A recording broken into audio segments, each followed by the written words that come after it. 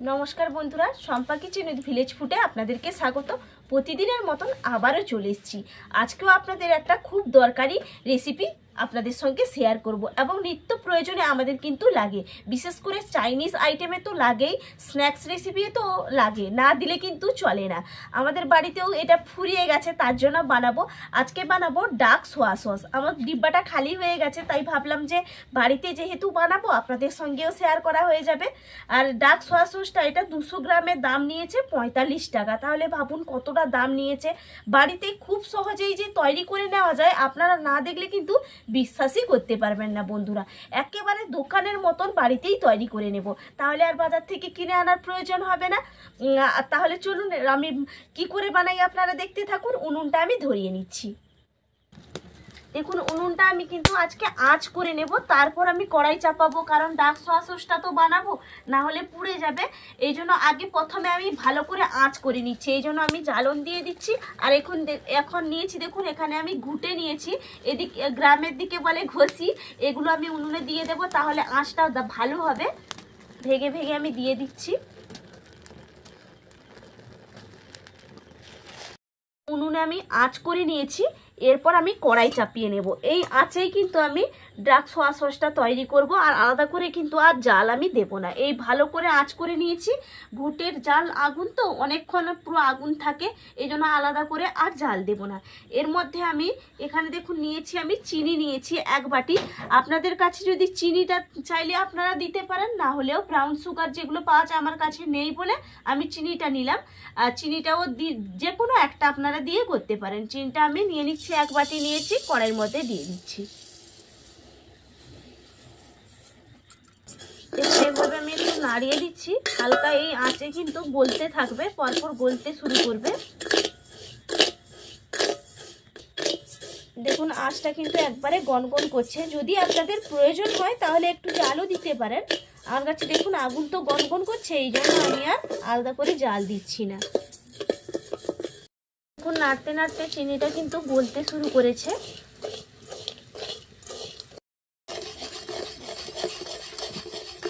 দেখুন নাড়তে নাড়তে কি সুন্দর গলে গেল। আপনারা দেখেই বুঝতেই পারছেন, এটা পুরো একটা কফি কালার যেভাবে হয়। আপনারা তো অনেকেই ক্যারামেল তৈরি করে থাকেন, সেই ক্যারামেলের মতন কিন্তু তৈরি করে নিতে হবে। একটা কফি কালার নিয়ে চলে আসবো, এরকম নাড়তে নাড়তে, আর হালকা আঁচেই কিন্তু করতে হবে, যেমন ধোঁয়া না ওঠে সেরকম আপনারা লক্ষ্য করে কিন্তু করবেন। দেখুন একটুও কিন্তু আমার ধোঁয়া উঠছে না, হালকা আঁচে করছি বলে, না হলে পুড়ে যাবে, তেতো লাগবে, খেতে ভালো লাগবে না। এই জন্য হালকা আঁচে যেইভাবে ক্যারামেল তৈরি করেন সেইভাবে কিন্তু তৈরি করে নিতে হবে।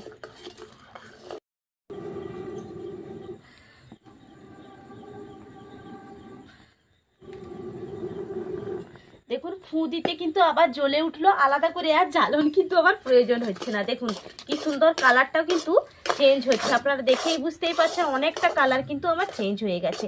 আপনারা ভয় পাবেন না যে ভাবছেন যে শক্ত হয়ে যাচ্ছে তাহলে তো পুড়ে যাবে। দেখুন এখনো পর্যন্ত কিন্তু একটু আমার ধোঁয়া ওঠেনি। এই সময় আমি এর মধ্যে দিয়ে দিচ্ছি জল। জলটা দিয়ে একটু পাতলা করে নিতে হবে, কারণ চিনিটা তো অনেকটাই বসে আছে, আঠালো ভাব, সেই জন্য জলটা দিয়ে দিলাম। দেখুন তারপর কতটা সুন্দরভাবে হয়ে গেছে। দেখুন আর একটু এই সময় আর একটু জাল দেব। জালটা কারণ নিভে গেছে, আঁচেই তো এতক্ষণ করলাম। দেখুন কি সুন্দর একটা কালার এসছে। জলটা দিতে কতটা সুন্দর একটা কালার কিন্তু হয়ে গেল। দেখুন একটা ব্ল্যাক পুরো কালার চলে এসছে, যেরকম ডার্ক সোয়া সস বাজার থেকে কিনে আনি সেরকম কিন্তু একটা কালার এসছে। আর একটু আমি সামান্য আঁচটাও বাড়িয়েছি, একটা জ্বালন দিয়েছি, একটু আঁচটা বাড়িয়েছি, কারণ এটা তো একটু ফুটিয়ে নিতে হবে। দেখুন আমার ক্যারামেলের কালারটা কতটা সুন্দর এসছে, আপনারা দেখেই বুঝতেই পারছেন। আর বন্ধুরা আমি কিন্তু উনুনে বানালাম বলে আমাকে আঁচটা ব্যালেন্স করে কিন্তু জ্বালনটা বাড়িয়ে কমিয়ে নিতে হলো। আপনারা যদি গ্যাসের মধ্যে করেন তাহলে তো আরও পারফেক্টভাবে আপনারা তৈরি করতে পারবেন। দেখুন উনুনে করছি বলে জ্বালন কিন্তু লাগিয়ে দিলে খুব তাপ হয়ে যায়, এই জন্য আমি প্রথমে আঁচটা করে নিলাম। আর আপনাদের কাছে তো গ্যাস আছে, সুবিধা হবে যদি গ্যাসে করে নেন। এর মধ্যে কিছু জিনিস আমি মিশিয়ে নেব। এর মধ্যে আমি প্রথমে দিয়ে দেব ভিনিগার। এখানে নিয়েছি, দেখুন বাড়িতে যে তৈরি করেছিলাম ভিনিগার, আপনাদের তো দেওয়াই আছে অলরেডি চ্যানেলে, আপনারা চাইলে দেখে নিতে পারেন। এটা হোয়াইট ভিনিগার, এখান থেকে আমি ভিনিগার দিয়ে দেবো। আর যদি ভিনিগার না থাকে তাহলে লেবুর রসও, পাতি লেবুর রসও দিয়ে দিতে পারেন। আমি এখান থেকে নিয়ে নিচ্ছি, 1 চামচই হবে, দিয়ে দিচ্ছি ভিনিগার।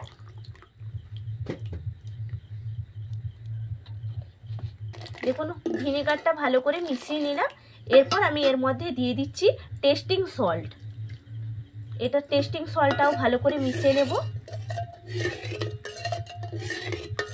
দেখুন টেস্টিং সল্ট তো দিয়ে দিয়েছি, আপনারা কিন্তু যে কোনো মুদি দোকানে টেস্টিং সল্ট খোঁজ করলে কিন্তু পেয়ে যাবেন।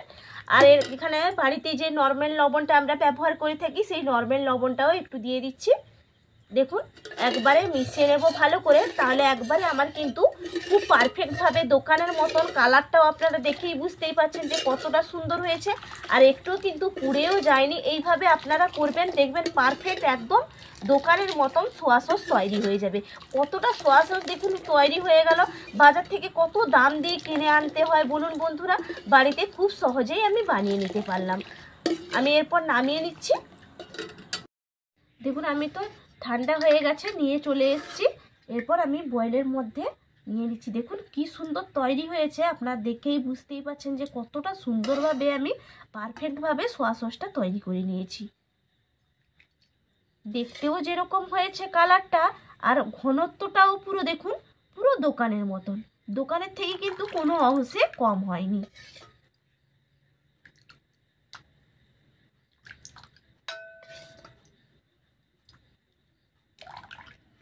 তৈরি তো একবারে করে নিলাম, আর বয়েলের মধ্যে তো পুরোটাই ঢেলে নিয়েছি।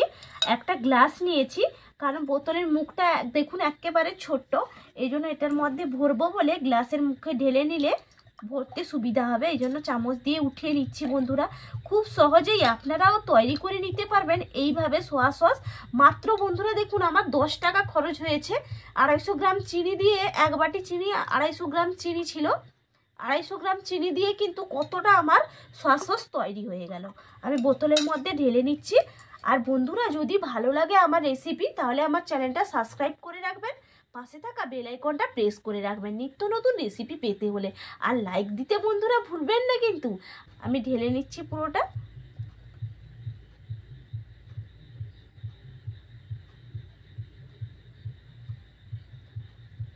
দেখুন দোকানেও কিন্তু এতটা থাকে না, এতটা থেকে থাকে, আর কতটা দাম নেয় বলুন আপনারা। বাড়িতে কতটা বানিয়ে নিয়েছি আমি, কি সুন্দর হয়েছে, আর কালারটাও পুরো পারফেক্ট হয়েছে। এটা আমি বন্ধ করে বাড়িতে বানিয়েছি বলে পুরোটাই আমি ভরে দেব। ভরে নিলাম, আপনাদেরকে দেখিয়েছিলাম এই জন্য বাকিটা রেখেছিলাম। দেখুন পুরোটা ভরে নিলাম, তাও আরও কতটা আছে জামবাটির মধ্যে, দেখুন আরও কতটা আছে, আর একটা বোতলের মধ্যে আমি ভরে রেখে দেব। তাহলে এটা আমার অনেক দিন প্রায় সংরক্ষণ করে আমি রেখে দিতে পারবো, রেখে দেবো, কেন কোনো রকম কেমিক্যাল তো এর মধ্যে ব্যবহার করা হয়নি। এটা আমি নর্মাল ফ্রিজে রেখে দেবো। আমার চাউমিন বা কোনো স্ন্যাক্স রেসিপি বা যে কোনো ভালো রান্নাতে কিন্তু ব্যবহার করলে খেতে ভালো লাগে। আমি রেখে দিচ্ছি, খুব সহজে বানিয়ে নিলাম।